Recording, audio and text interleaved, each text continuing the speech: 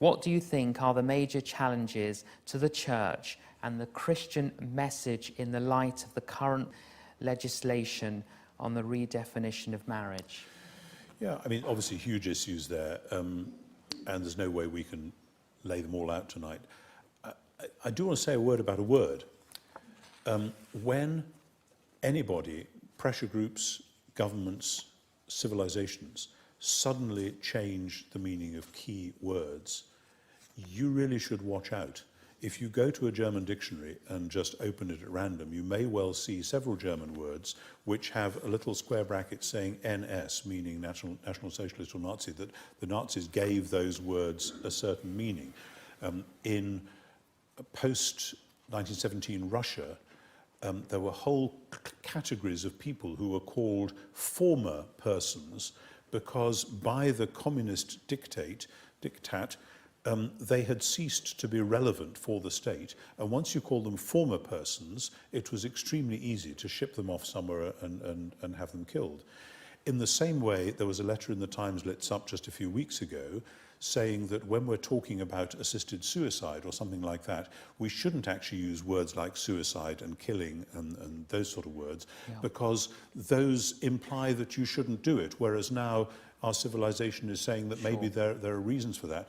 And I find that sort of stuff chilling, the attempt to change a bit of an ideology within a culture by changing the language. Now, the word marriage for thousands of years and cross-culturally has meant man and woman. Sometimes it's been one man and more than one woman. Sometimes, occasionally, it's been one woman and more than one man. There's certain polyandry as well as polygamy in some societies, in some parts of history. But it's always been male plus female.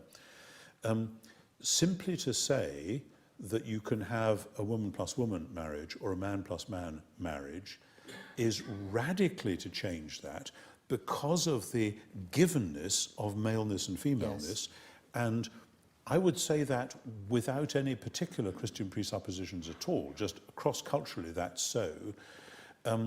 With Christian or Jewish presuppositions, or indeed Muslim, then if you believe in what it says in Genesis 1 about about God making heaven and earth, and the binaries in Genesis 1 are so important, that heaven and earth, and then the sea and dry land, and so on, and you end up with male and female. And it's all about God making complementary pairs which are meant to work together.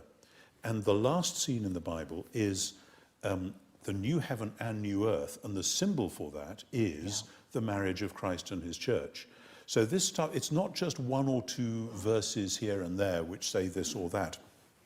It's an entire narrative which works with this complementarity, so that a male plus female marriage is a signpost or a signal about the goodness of the original creation and God's intention for the eventual new heavens and new earth.